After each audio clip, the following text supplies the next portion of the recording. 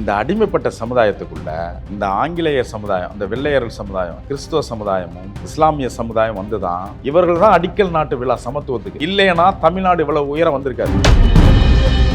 இன்னைக்கு இந்தியாவில் பெரிய வியாபாரி பெரிய தம்பி மரக்காயர். அந்த பெரிய தம்பி மரக்காயர் தான் பின்னாளில் அவருடைய மகன் தான் சீதக்காதி மரக்காயர். அந்த பெரிய தம்பி மரக்காயரை தான் ஆங்கிலேயர்கள் முதலில் தங்களுக்கு ஈக்குவலாக நாற்காலி கொடுத்து உட்கார வைத்து வேற எந்த தமிழர்களையும் முதலில் உட்கார வைக்கவும். அந்த பெரிய தம்பி மரக்காரனுடைய மகன் பிள்ளை தான் ராமநாதபுரம் நகரத்தையே உண்டு பண்ணியது. இளவன் சேதுபதிக்கு நீங்க உங்க ஊர்ல இருக்காத போகலூர்ல அங்க ஏகப்பட்ட தகராறு, உங்க தேவமாறு தகராறு தாங்காது, உனக்கு பாதுகாப்பாக நீ புது நகரத்துக்கு வந்தது என்று புது நகரத்தை ஸ்தாபித்தவர் சீதக்காதி மரக்கார். நிறைய தப்பா சொல்றாங்க. பாண்டி நாட்டு கோயில்களை உத்தரகோசமங்கை கோயிலை கட்டுவதற்கு சீதக்காதி வள்ளல் அதிகமா செஞ்சிருக்கு. கிழவன் சேதுபதி நண்பரா அவர் ஆட்சியை காப்பாத்துறது சீதக்காதி வள்ளல் தானே. மைக் இல்லாத காலத்தில் பெரும்பறை தட்டுவதுதான் எல்லா சிவன் கோயிலா இருக்கட்டும், தர்காவா இருக்கட்டும், பெரும்பறை அடித்தல் உண்டு. டம் டம் டம்னு அடிக்கும் பொழுது ஆஹா ஊருக்கு எல்லாம் அனௌன்ஸ் பண்றது. ஐயோ இது துவா பண்ண போறாங்க, தர்காவில் பிரேயர் நடக்கும் போது போய் நிற்போம் அப்படின்னு டக்குன்னு கை கால் அலம்பிக்கிட்டு ஓடுவாங்க. அதற்கு அறிவித்தல் தான் பறைதல், அதை தான் பறையல். ஆச்சி மசாலா எந்த சமையலும் ருசி தேடும் ரகசியம் 20 ரூபாய். மெரிபா பன்னீர் சோடா, ஐ ட்ரஸ்ட் மெரிபா. உலகத் தமிழர்கள் அனைவருக்கும் நான் இன்றைக்கு பேசக்கூடிய மிக முக்கியமான ஆளுமை முது முனைவர் பேராசிரியர் கண்ணியத்துக்குரிய ஐயா ராமச்சந்திரன், வரலாற்று ஆய்வாளர் அவர்களோடு இந்த நிகழ்ச்சிக்கு அவர்களை வரவேற்று உங்களுக்கு எல்லையற்ற தகவல்களை தர காத்திருக்கிறேன். எமது நிகழ்ச்சியினூட பேராசிரியர் ஐயா அவர்களை வரவேற்கிறேன். ஐயா ராமச்சந்திரன், வணக்கம். வணக்கம். இப்பொழுது மிக முக்கியமாக தமிழ்நாட்டில் அரபிக் கடல் சிங்கம் என்று அழைக்கப்படுவர் குஞ்சாலி மரைக்காயர். கேரளாவில் பரபரப்பாக ஓடிக்கொண்டிருந்தது அரபி வணிகத்தில் குஞ்சாலி மரைக்காயர். அந்த குஞ்சாலி மரைக்காயர் நீங்கள் சொன்ன மாதிரி இந்து பெண்களை திருமணம் செய்து அந்த வாரிசாகத்தான் வந்திருக்க வேண்டும். அவற்றில் தமிழ் சமூகத்தில் நீங்கள் சொன்ன மாதிரி பறையர் சமூகம் முஸ்லிம்களுக்கு பெண் கொடுப்பதிலும் மட்டுமல்லாமல் அவர்களுடைய அரிசி, விவசாயம், வேளாண் தொழில்களில் நிறைய உதவி செஞ்சிருக்கிறார்கள், கூடாலே இருந்திருக்கிறாங்க. சார் அவங்க தான் உங்களுக்கு சமுதாயத்தின் அங்கமா வந்துடுறாங்க. சமுதாயத்தின் அங்கமா வந்தவுடனே இவர்கள் உரிமை எடுத்துக்கொள்வார். நம்ம எதனாலும் பாய் வீட்டுக்கு போயிடலாம், ஏன்னா மற்றவர்கள் எங்களை ஒரு சமுதாயத்தில் எடுத்துக்கொள்வதில்லை. ஒரு எடுத்துக்கொள்ளாத ஒரு ஒதுக்கப்பட்ட சமுதாயத்திற்கு வெளியிலே வெள்ளை நிறமாக அடைக்கலம் கொடுக்குறாங்க. எல்லா பாய்களும் வெள்ளையா இருக்காங்க, பார்ப்பதற்கு அழகா லட்சணமா இருக்காங்க, ஹைட்டா இருக்காங்க, பயனா இருக்காங்க. அந்த ஒரு உறவுகள் எனக்கு கை கொடுக்குது. அப்ப அந்த கை கொடுத்தவொன்னா அந்த ரோட போயிடலான்ட்டு இன்னைக்கு கருப்பு நிறமாக உள்ள எல்லா இஸ்லாமியர்களும் டிஎன்ஏ எடுத்து பார்த்தீங்கன்னா அது ஆதி திராவிடர்கள் இல்லது மூத்த தமிழ் குடி. அப்படி ஆதி திராவிடன்னு சொல்ல வேணாம், மூத்த தமிழ் குடியினுடைய டிஎன்ஏ. அதான் மூத்த தமிழ் குடி. ஆமா, மூத்த தமிழ் குடி. இந்த மண்ணின் குடியும் மரக்காயர்களும் இணைந்து பொதுவான ஒரு இஸ்லாமியரை இன்று பட்டு இன்னைக்கு இஸ்லாமியர்கள் ஏராளம் இன்றைக்கு. ஐயா, இப்பொழுது நான் உங்களிடத்தில் கேட்கிறேன், ஆதி திராவிடர்கள் மட்டும் ஒடுக்கப்படவில்லை, அதாவது மூத்த குடிகள் மட்டும் ஆரிய கலாச்சாரத்தால் ஒடுக்கப்படவில்லை. 1000 ஆண்டுகளுக்கு முன்பு ராஜராஜ சோழனிடத்திலே சமஸ்கிருத மந்திரம் ஓதக்கூடிய கலை வந்துவிட்டது. ராஜராஜ சோழன் முழுமையாக சமஸ்கிருதத்தை ஆரியர்களை உள்ளே கொண்டு சார். அவங்க ஆதித்த கரிகால் அவன் தாத்தம் போட்ட காலத்திலிருந்து சமஸ்கிருதம் உள்ள நுழைஞ்சு வந்துட்டுல ரொம்ப முத்த விட்டு தான் உங்களுக்கு அவனை கொலை பண்ணுறாங்க. ஆதித்த கரிகாலனை கொலை பண்ணதே இந்த பிராமணர்கள் தான். அப்போ எவன்டா எங்கள் அப்பாவை கொலை பண்ணவன்னு சொல்லி தான் ராஜராஜ சோழன் காலத்திலேயே பிராமணர்கள் தண்டனை கொடுக்குறாரு. கெட்ட பிராமண தண்டனை கொடுத்துட்டு நல்ல பிராமணர்கள் உள்ளே வச்சுக்கிறாரு.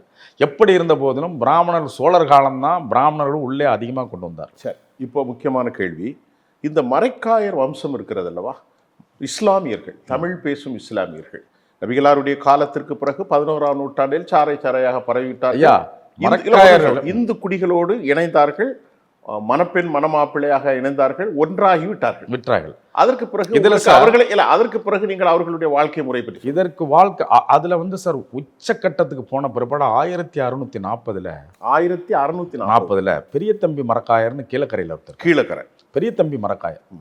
அந்த பெரிய தம்பி மரக்காயரை தான் ஆங்கிலேயர்கள் முதலில் தங்களுக்கு ஈக்குவலாக நாற்காலி கொடுத்து உட்கார வைத்தது. வேற எந்த தமிழர்களையும் முதலில் உட்கார வைக்க ஆங்கிலேயர்கள் ஜார்ஜ் கோட்டைக்குள் போனீங்கன்னா 1700 வாழ்ந்த பெரிய தம்பி மரக்காயர் 1700 அப்போ வெள்ளைக்காரர்கள் 100 ஆண்டுகள் இங்கே ஆண்டுக்கிட்டாங்க, எல்லாமே ஸ்தாபனம் பண்ணிட்டாங்க.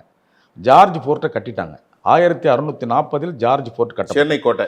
சென்னை, அதுக்கு முன்னாடி சென்னை கிடையாது. சென்னை வந்து பிரான்சிஸ் டேங்கிற ஒரு வெள்ளைக்காரனால் 1640 கட்டப்பட்டது. 1740 100 ஆண்டுகள் கழித்து 1741 பெரிய தம்பி மரக்காயரை மட்டும்தான் ஸ்பெஷலாக வரவேற்கிறாங்க. ஐயா, உங்களோட நாங்கள் ஒப்பந்தம் செய்து கொள்ள வேண்டும், நேருக்கு நேர் ஒப்பந்தம் செய்து கொள்ள வேண்டும். நாங்கள் இதுவரும் இந்தியாவினுடைய ஆளுமைக்கு ஃபுல்லாக நாங்கள் கொண்டு வந்துட்டோம். இன்னும் எங்களுக்கு வந்து கீழே கடாரவர்களும் சென்று எல்லா வாசனை திரவியங்களும் கொண்டு வந்து நீங்கள் சேர்ப்பது உங்கள் பொறுப்பு. எங்களால் அந்த வியாபாரத்தில் அதிக கவனம் செலுத்தப்பட முடியல. நீங்கள் தான் பெரிய பெரிய மரக்கலன்களை வைத்திருக்கிறீர்கள். இன்னைக்கு இந்தியாவில் பெரிய வியாபாரி பெரிய தம்பி மரக்காயர். அந்த பெரிய தம்பி மரக்காயர் தான் பின்னாளில் அவருடைய மகன் தான் சீதக்காதி மரக்காயர். நீங்கள் சொல்கிறது கீழக்கரை சீதக்காதி மரக்காயர். சீதக்காதி வந்து என்ன செய்கிறாருன்னா, அங்கே தான் வரலாற்றில் ஒரு பிளர்ச்சி வருகிறது. என்னன்னு கேட்டிங்கன்னா, அந்த காலத்தில் ஆண்ட கிழவன் சேதுபதி தத்தளிக்கிறார், ஆட்சிக்கு பிரச்சனை வருகிறது. அப்பொழுது வந்து குதிரைப்படைகளை கொடுத்தவர் சீதக்காதி வள்ளல். சீதக்காதி வள்ளல் தான் பெரிய வள்ளல். செத்தும் கொடுத்தான் சீதக்காதின்னு வரும். அந்த பெரிய தம்பி மரக்காரனுடைய மகன் பிள்ளை தான் ராமநாதபுரம் நகரத்தையே உண்டு பண்ணியவர். கிழவன் சேதுபதிக்கு நீங்கள் உங்கள் ஊரில் இருக்காத போகலூரில் அங்கே ஏகப்பட்ட தகராறு, உங்கள் தேவமாறு தகராறு தாங்காது, உனக்கு பாதுகாப்பாக நீ புது நகரத்துக்கு வந்து விடு என்று புது நகரத்தை ஸ்தாபித்தவர் மரக்காயர், சீதக்காதி மரக்காயர். சீதக்காதி தான் ராமநாதபுரம் நகரை உண்டு பண்ணியவர், இப்போ அரண்மனையை கட்டியவர். இன்னைக்கும் அரண்மனை இருக்கு. கிழவன் சேதுபதி எந்த சமூகத்தை சேர்ந்தவர்? அவர் தான் சேதுபதி. கிழவன் சேதுபதிங்கிறவங்க தேவர் சமுதாயம். போகலூர் பக்கத்தில் உள்ள போகலூர் தான் அவங்க 1000 ஆண்டுகளாக ஜமீன்கள். அவர்கள் வேலை என்னன்னு கேட்டிங்கன்னா, வெள்ளைக்காரர்களுக்கு அடிபணிந்து ராமேஸ்வரம் போகிற பக்தர்களை பத்திரமாக அழைத்து சென்று பத்திரமாக கொண்டு வருவது. இல்லை என்றால் திருட்டு பழங்க. அங்கே கல்வர்கள் கூட இருந்தார்கள். கல்வர் இருந்து காப்பாற்றி அந்த சேதுபதி மன்னர் தான் வந்து ஜமீன் தான் பத்திரமாக அழைத்து. சேதுபதி மன்னரும் இன்னைக்கு கீழக்கரைக்கு பெரிய பள்ளிவாசல் கட்டுவதற்கு பெரிய நன்கொடை கொடுத்ததாக தகவல். இல்லை. சீதக்காதி மரக்காயர் தான் பள்ளிவாசலை கட்டுகிறார். சேதுபதி மன்னனை அழைத்து கொண்டு போய் அங்கே வந்து, நான் பாண்டி நாட்டு கோயில்களைப் போல இந்த தர்காவை, இந்த மசூதியை கட்டியிருக்கிறேன். உள்ளே பாண்டிங்கன்னா சிவஸ்தலம் மாதிரி இருக்கும். அதே மாதிரி தூண்கள் எல்லாம் பாண்டி நாட்டு சீதக்காதி வள்ளலுக்கு பாண்டி நாட்டினுடைய கோயில்களைப் போலவே. ஏன்னா பாண்டி நாட்டு கோயில்களை வந்து உத்தரகோசமங்கை கோயிலை கட்டுவதற்கு சீதக்காதி வள்ளல் அதிகமாக செஞ்சிருக்கார். நீங்கள் நிறைய தப்பாக சொல்கிறாங்க. கிழவன் சேதுபதி வந்து நண்பரா அவர் ஆட்சியை காப்பாற்றுறது சீதக்காதி வள்ளல் தானே. இன்னைக்கு மறைக்கிறார்கள், வரலாறை மறைக்கிறார்கள். சீதக்காதி வள்ளல் தான் படைக்கு அவ்வளவு உதவி செய்கிறார். அவர் வந்து பின்னாளில் வந்து இறந்த பின் நம்ம படிக்காசு புலவர்னு ஒருத்தருக்காரு. காஞ்சிபுரத்துலேருந்து படிக்காசு புலவர் போய் ஐயோ இறந்து விட்டாரா சீதக்காதின்னு போனால் அவங்க பிள்ளைகள் நிறைய பொண்ணும் பொருள் கொடுக்குறாங்க. அதனால தான் செத்தும் கொடுத்தான் சீதக்காதின்னு அவர் வரலாற்று எழுதி. சரி, இப்போ இந்த சூழ்நிலையில் நீங்கள் சொல்வது 11ஆம் நூற்றாண்டில் வந்து விட்டீர்கள். ஆமாம், 16ஆம் நூற்றாண்டு, 15 நூற்றாண்டு 1640 1740 வரணும். 100 ஆண்டுகள் பெரிய தம்பி மரக்காய. அந்த காலத்தில் அதற்கு முன்பு 2000 ஆண்டுகளுக்கு முன்பே கிறிஸ்தவ அறிஞர்கள் இங்கு வந்து விட்டார்கள். 2000 ஆண்டுகளுக்கு இல்லை சார். கிறிஸ்து பிறந்த முதல் 52வது வருஷம் சென்ட் தாம் வருகிறார். இங்க செயின்ட் தாம் வந்து இங்க சென்ட் தாமுக்கு வருகிறார். சென்ட் தாமஸ்ங்கிற ஒரு சென்ட் தாமஸ் மவுண்ட்டுக்கு முன்னாடி செயின்ட் தாம், சாந்தோம்னு இப்ப பேரு. சாந்தோமுக்கு தான் வந்து தாமஸ் வருகிறார். சரி, தாமஸ் வந்து 52வது வருஷம் வருகிறார். கிறிஸ்து பிறந்ததுக்கு 52வது வருஷம் வருகிறார்.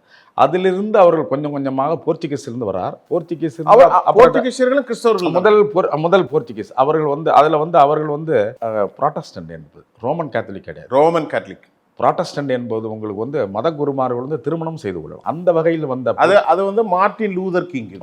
Martin Luther king, professor Martin Luther, அவருடைய வகையில் வந்த மதம் கிறிஸ்தவ மதம் புராட்டஸ்டன்ட் போடுவாங்க. அப்புறம் இங்கே வந்து அது சர்ச் ஆஃப் சவுத் இந்தியாலாம் இங்கே சிஎஸ்ஐன்னு மாற்றி. Very good. அதில் வந்து தரங்கம்பாடி தான் தலைமையிடமா இருக்கு. தரங்கம்பாடிங்கிறது ட்ரங்க் பார் என்று ஆங்கிலத்தில் சொல்லிவிட்டார்கள். இப்போ முக்கியமான விஷயத்துக்கு வந்துட்டோம். இந்திய சமூகம் ஒரு சாதிய பின்னணி கொண்ட சமூகம். அப்படி உருவாக்கப்பட்டது ஒரு 1000-2000 வருஷத்துக்குள்ள தான். அதுக்கு முன்னே சாதி இல்லைங்கிறதான். இல்லைங்க, 3000 ஆண்டுகள் கரெக்டாக என்னைக்கு பகவத்கீதை வந்ததோ, ஒரு பகவத்கீதைன்னு ஒன்று வருது சார். அந்த பகவத்கீதைங்கிறதுல வந்து அர்ஜுனன்கிறவன் வந்து பாண்டவர்களுக்கு துரியோதனுக்கு எதிர்ப்பாக போரிடணும் சார். அப்போ போரிடும்போது ஐயோ எனக்கு எதிர்ப்பார தாத்தா என்னுடைய அண்ணன் தம்பியெல்லாம் நான் விட்டுறேனேங்கிறான். அப்போ வந்து கிருஷ்ணர் வந்து ஒரு கீதாபிஷேகம் செய்தாராம். ஏதோ கீதாபிஷேகம் வந்திருக்காரு, நீதியை பரிபாலனை செய்ய அது இதுன்னு சொன்னவர் விட்டுறணும். அதுக்குள்ளே ஒன்று இடை சொருகிறான். ஆரியர்கள் இடை சொருகிறார்கள். வர்ணம் நானே படைத்தேன், வர்ணத்தை நான் படைத்திருக்கிறேன், அது பிரகாரம் நீதி நெறியோடு நடந்து கொள்ள வேண்டும் என்று ஒரு இடைச்சொருகளை சொருகுகிறார்கள் பின்னாளில் பகவத்கீதையில். அதனால வந்து ஜாதி சாதி. வந்துருச்சு. இப்ப இன்னைக்கு அவர்கள் உண்டு பண்ணியதுனால் இன்னைக்கு 39 சாதி இருக்கு. அன்றைக்கு சாணார்கள் என்று அடையாளப்படுத்தப்பட்ட தென்குமரி மாவட்டத்தில் முலைவரி கட்டக்கூடிய கொடுமை திருவிதாங்கோடு சமஸ்தானத்தில் இருந்தது. கொடூரமான வாரேன். இப்ப இதை நான் கம்பேர் பண்ண சொல்ல போறேன். ஒரு இடத்தில் கிறிஸ்தவர்கள் அன்றைக்கு சாணார்கள் என்று சொல்லக்கூடிய பின்பு நாடார்களாக மாறி இன்றைக்கு உலக அளவிலே கோலாச்சும் ஒரு பெரும் சமூகம் அடக்குமுறைக்கு உட்பட்டப்பட்டது. அதே போன்று பறையர் சமூகமும் வேளாண் குடிகளான பல சமூகங்களும் அடக்குமுறைக்கு உட்பட்ட போது ஒரு பக்கம் கிறிஸ்தவம், மற்றொரு பக்கம் இஸ்லாமிய புனிதர்கள் செயின்ட், மற்ற பக்கம் கிறிஸ்தவ பேராயர்கள். இவர்களுடைய மாற்றம் தமிழ்நாட்டில் சமூகங்களுக்கிடையே எப்படி இருந்தது? அருமையான ஒரு இன்னவர்களும் கேட்காத கேள்வி சார். இந்த அடிமைப்பட்ட சமுதாயத்துக்குள்ள இந்த ஆங்கிலேயர் சமுதாயம், அந்த வெள்ளையர்கள் சமுதாயம், கிறிஸ்துவ சமுதாயமும் இஸ்லாமிய சமுதாயம் வந்து தான் சமத்துவத்துக்கு அடிக்கல் நாட்டு விழா. அடிக்கல் நாட்டு விழா வந்து கொஞ்சம் கொஞ்சமாக சார் இங்கே என்னை தொடக்கூடாது, கண்ணங்கரைன்னு இருக்கேன், எனக்கு தனி தெருவு, எனக்கு யாரும் வரக்கூடாது. அப்படி இருக்கும்போது ஒரு சென்ட் தாமஸ்னு ஒரு ஐயர் வர்றார், தோமையர் மகன். தோமையர் வருகிறார், தம்பி வா மகனே வா என்னிடம் வா, உனக்கு கடவுள் ஆசீர்வதிப்பான்னு அவன் தலையில் கண்ணங்கரேன்னு இருக்கிற தலையில் மொத தொடுறான். இங்கே உள்ள கண்ணங்கரேன்னு இருக்கிற இன்னொரு கண்ணங்கரேன்னு இருக்கிற பையன் இவனை தொட மாட்டேங்கிறான். எங்கேயோ இருந்து பிறந்த வெள்ளை கையோ அப்படியே பரங்கியர்னு பேர் அவங்களுக்கு, பரங்கி பழம் மாதிரி இருக்கான். அவன் வந்து ஆண்டவர் உன்னை ஆசீர்வதிப்பாருங்கிறான். இன்னொருத்தன் வந்து அரேபியாவிலேருந்து வந்திருக்கான், பாய் என்னோடு வா, என்னோடு ஒரு தட்டில் என் மதமாக வந்துரு, என் கொள்கைக்கு வந்துரு, என் தட்டிலேயே சாப்பிடு, நம்ம எல்லாம் ஒன்றோட ஒன்று பெண்டு எல்லாம் கல்யாணம் பண்ணிக்கலாம், செஞ்சுக்கலாம், வரலாம்.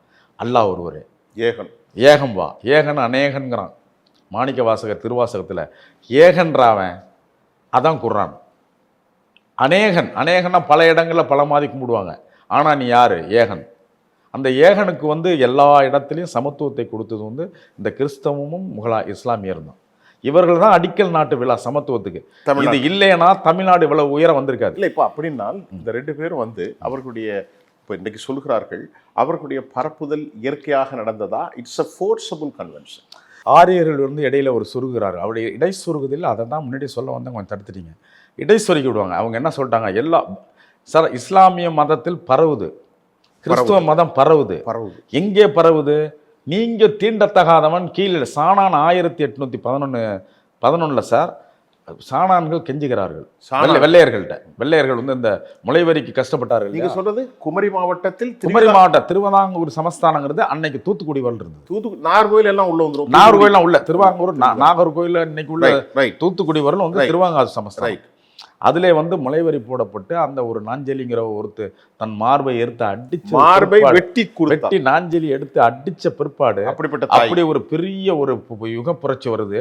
அடிச்சு நொறுக்கப்படுகிறார்கள். அப்பொழுது வந்து நொறுக்கப்பட்டவுடன் திருவிதாங்கூர் மகாராஜாவும் கீழே இறங்கி வருகிற காலத்தில் கிறிஸ்துவம் வந்து உள்ளே நுழைகிறது. எங்களோடு வாருங்கள், நீங்கள் மேலாடை போட்டுக் கொள்ளலாம், எல்லோரும் நாங்கள் தச்சு தருவோம், நாங்களே லவுக்கை என்று ரவிக்கை தச்சு கொடுக்குறது. அதனால வந்து உங்களுக்கு எல்லாம் நாங்கள் செய்து தர்றோம், நீங்க வாங்க என்று சொல்லணும்னு தொடுகிறார்கள். முதலில் வந்து சாணார் தொட முடியாது, அவர்களும் அன்டச்சபிள் தான். இன்னைக்கு வரலாற்றில் யாரும் இன்னைக்கு நாடார்கள்ட்ட சொன்னா என்னை அடிச்சு கொண்டு விடுவாங்க, அவர்களும் தீண்டத்தகாதவர்கள் தான். ஆமாம். அதனால அன்னைக்கு அப்படி இருந்தவர்கள் எல்லாம் வந்து வா நான் அடைக்கலம் தருகிறேன் என்று ஆண்டவர் இன்னும் நம்மோடு இருக்கிற வாருங்கள்னு ஒரு வெளியூர் வெள்ளைக்கார பாதிரி தலையில கைய வைக்க. ஐயா நீங்கள் சொன்ன வரலாறு சுவாமி தோப்புல ஐயா வழிபாட்டு நடக்கும்போது 1845 அவருக்காகவே தனி கிணறு இருந்தது. அவர் திருச்செந்தூர் முருகனுக்கு நடந்தே சென்றார்கள். அந்த காலம் பல 100,000 வருஷத்திற்கு முன்னே 1845 சொல்லுங்கள், அந்த வரலாற்றை சொல்லுங்கள். நீங்க ஐயா வந்து அவருடைய காலத்தில் தான் வள்ளலார் இங்க இருந்தார். 1840 அதே காலகட்டம் வடலூர்ல சுவாமிகள் 12 ஆண்டு தவம் பண்ணி ஐயா உன்னை பார்க்கணுங்கிறாரு. கடைசியா ஒரு தை பூசத்தன்னைக்கு சுவாமி வந்து என்னை பாரு ராமலிங்கம் அப்படின்னு பார்த்த உடனே ஜோதி மயமா காமிக்கிறார். ஜோதிமயம், அருள் பெரும் ஜோதியே தனிப்பெரும் கருணையன்னு கத்துறோம். சரி, இந்த ஜோதியை தான் மோசஸ் வந்து உங்களுக்கு ஓல்டு டெஸ்ட்மெண்ட்ல மலையில செனாய் மலையில பழைய ஆண்டவனே நான் உங்களை பார்க்கணும், உங்களுக்கு வந்து பெரிய ஜோதியா தான் தெரியும். அதாவது மோசே முகமுகமாக பிதாவிடத்தில் பேசுகின்ற போது ஜோதிமயமாக மோசே மயங்கி விழுந்தார். ஆமா, இருக்கா ரைட். அப்ப அந்த ஜோதி தான் அருள் பெரும் ஜோதி வள்ளலார். 1845 அதான் அங்க ஐயா சுவாமிகளும் நாகர்கோயில்ல இருக்காரு. ஐயா இது கதைத்தல் தான். ஆமா, அதுக்கு குர்ஆன் என்ன சொல்லுது? நூர் ஒளி. நூர் அந்நூர் இறைவனுடைய 99 நாமங்கள் இருக்கு இல்லையா, ஆமா. அதுல ஒரு நாமம் நூர். இங்க நீங்க சொல்றீங்களா ஜோதி. ஆமா. இதுதான். அதனால நீ சார், அதனால தான் வந்து ராமலிங்க சாமிகள் சொன்னார், அருள் பெரும் ஜோதியே தனிப்பெரும் கருணையை சொல்லிவிட்டார். ஒரே வார்த்தை. கங்குகரை காணாத கடலே எங்கும் கண்ணாக காண்கின்ற கதியேன்ட்டார். சரி, எங்கேயும் பார்க்கலாம். நீங்க இறைவனை உங்கள்கிட்ட பார்க்கலாம், இவர்கிட்ட பார்க்கலாம், அவர்கிட்ட பார்க்கலாம். நீ நல்லா இருந்தா, நீ அன்போடு இருந்தால் எங்கேயும் இறைவனை பார்த்தலாம். இப்போ நீங்க ரொம்ப அழகா பல விஷயங்களை, இப்போ இதுல முகமதியர்கள் வரலாறை தாண்டி கிறிஸ்தவ வரலாறு, ஐயா ஒன்னே ஒன்று சொல்லி, தமிழ் குடிகளின் வரலாற்றையும் சொல்லியிருக்கோம். ஒன்னே ஒன்று சொல்லிக்கிறேன். வடநாட்டு இஸ்லாமியங்கிறது அங்க அவர்கள் ஆதிக்க மன்னர்களாக 400 ஆண்டுகள் இருந்ததுனால் அதில் உள்ள ஆத்திர அங்காளப்பெல்லாம் ஆரியர்கள் இடையில சொருகி கத்தியோடு மாற்றினார்கள். வடநாட்டு நாகரிகத்தை இங்கே கொண்டு வருகிறார்கள். நாம் தென்னாட்டு இஸ்லாமியர்களும் தென்னாட்டு நாகரிகமும் தென்னாட்டு தொழுகையும் வடநாட்டு தொழுகையோடு நீங்கள் கம்பேர் பண்ணக்கூடாது. அதுவே இது நாம் எல்லாம் கலந்த மக்கள். இஸ்லாமியரும் ஆதி தமிழ் குடியும் சேர்ந்து ஒன்று சேர்ந்து கலந்த கலவை இது. வடநாட்டில் கலவை இல்லை. அது வெறுப்பின் பாலை உருவான ஒரு இனம். அதனால் நாம் வந்து என்னைக்கு ஒன்றாக இருப்போம். இங்கே இஸ்லாமியர், முஸ்லிம்ஸ், கிறிஸ்தவர்கள் என்ற பாகுபாடுகள்லாம் இடமே இல்லை. இப்போ ஒரு கேள்வி உங்களுக்கு, இதை தாண்டி வரலாற்றை நீங்கள் பதிவு செய்த பிறகு, என்னதான் தமிழ் மண்ணில் வெறுப்பை விதைப்பதற்கான வெறுப்பு கூட்டம் திருப்பி திருப்பி தன் முயற்சிகளை கைவிடுவதாக இல்லை, ஆனாலும் அவர்கள் தொடர்ந்து தோல்வியை சந்திக்கிறார்கள். அதை எப்படி பார்க்கிறீங்க? அது ஐயா அரசியல் இல்லைங்கய்யா. நீங்கள் வந்து ஒரு பார்த்தீங்கன்னா, ஒரு பொற்கொள்ளர்ன்ற பேர் அந்த நகை செய்கிறாங்க இல்லைங்களா, அங்கே ஹீட்டை ஏற்ற நகை பொன்னிறமாக மாறும். அதோடைய தன்மை கூடும். அதே போல் இவங்க குத்த என்னன்னு கேட்டிங்கன்னா, ஒன்றா வெளியில் வருது. இப்போ வந்து உங்களுக்கு சிவகலை கீழடி நாகரிகத்தில் வந்து சயின்டிஃபிக்காக போய் நம்ம பொருளை வந்து ஆய்வு பண்ணதில் கிறிஸ்து பிறப்பதற்கு முன் 3335 வருஷம் ஆயிடுச்சு. அங்கே சிலை வழிபாடுகள் இல்லையே. அங்கே சிலை வழிபாடு இல்லை. எந்த விதமான வந்து சாதி பாகுபாடோ இல்லை, இருந்ததாகவோ எதுவுமே இல்லை. அது எத்தனை வருஷமா இருக்கும்? புறநானூற்று காலம், புறநானூற்றுக்கு மூத்திய காலம். அதை மறைப்பதற்கு சில திட்டமிடுது. அதற்கு என்னன்னு கேட்டீங்கன்னா, இதுல 3350க்கு முன்னாடி இரும்பு நாகரிகம் வந்துருச்சுன்னு வருது. இப்போ கங்கை சமவெளியில 1800 ஆண்டுகளுக்கு முன்னாடி, கிறிஸ்து பிறப்பதற்கு முன் 1800 ஆண்டுகளுக்கு முன்னாடி இரும்பு நாகரிகம் சொல்லி அவங்க மஜ்முதார்னு இந்தியாவில் மூத்தவர்கள் கங்கை சமவெளி மக்கள்னு வரலாறு எழுதிட்டாங்க. இப்போ வரலாறை மாற்றி போடுது கீழடி. வரலாறை மாற்ற வேண்டியிருக்கு. இதெல்லாம் இப்போ பொறாமை வந்து விட்டது.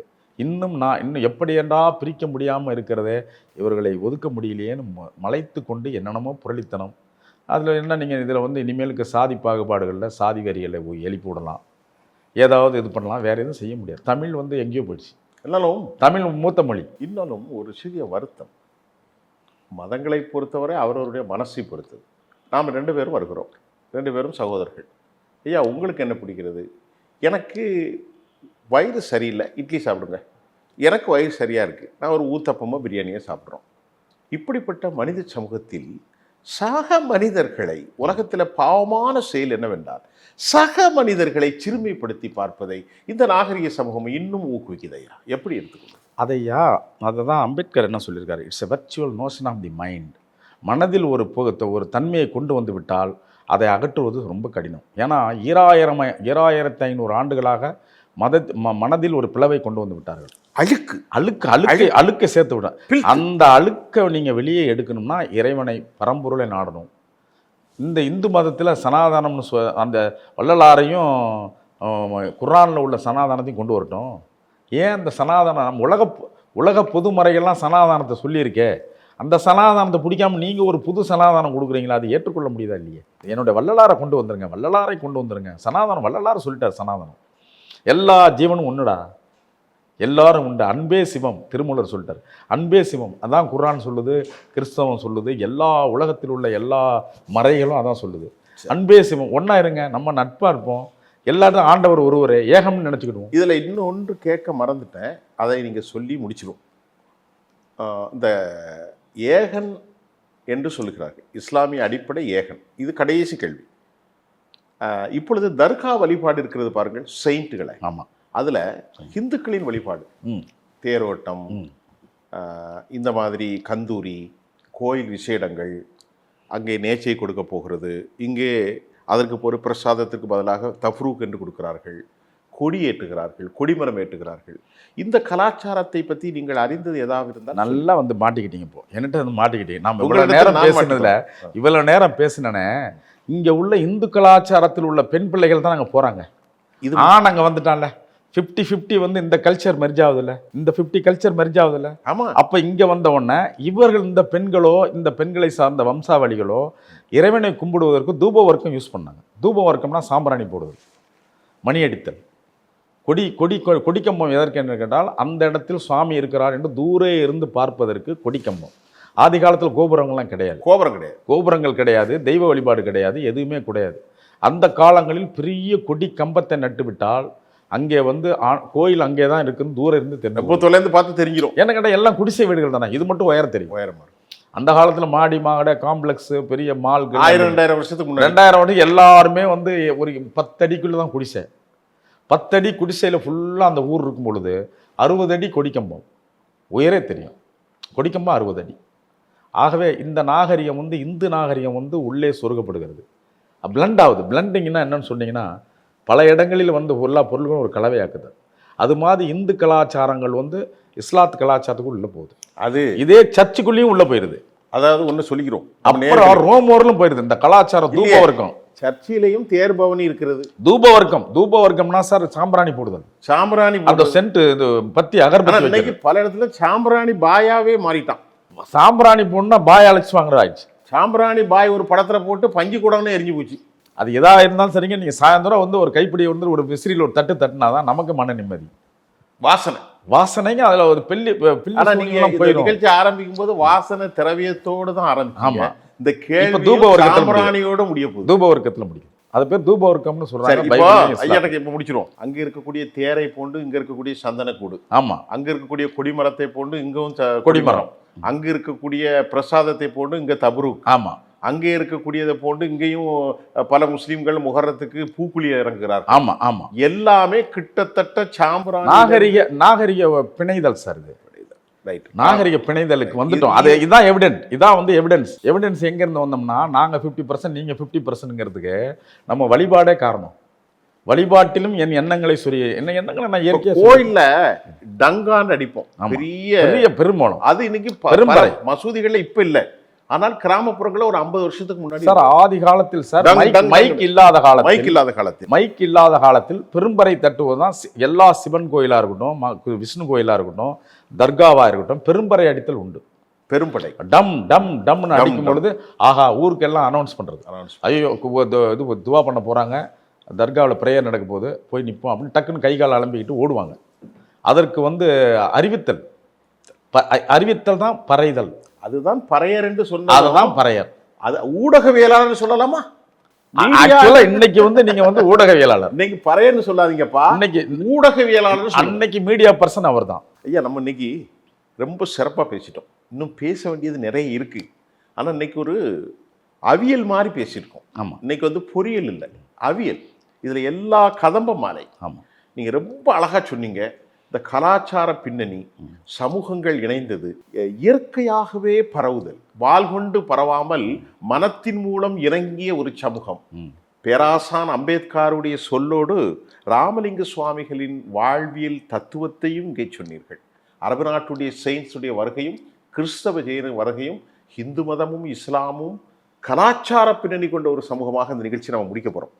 இன்னும் உங்களிடத்தில் இருக்கக்கூடிய முது முனைவர் ஐயா அவர்களிடத்தில் ஏராளமான களஞ்சியத்தை, காலத்தால் அழியாத களஞ்சியத்தை கொண்டு போக போகிறேன். நிறைய பேசலாமா? சரி, இந்த நிகழ்ச்சியில் வந்து கலந்துகிட்ட உங்களுக்கு நான் மனப்பூர்வமாக நன்றி தெரிவித்துக் நன்றி. ஆச்சி மசாலா, எந்த சமையலும் ருசி தேடும் ரகசியம் 20 ரூபாய். மெரிபா பன்னீர் சோடா, ஐ ட்ரஸ்ட் மெரிபா.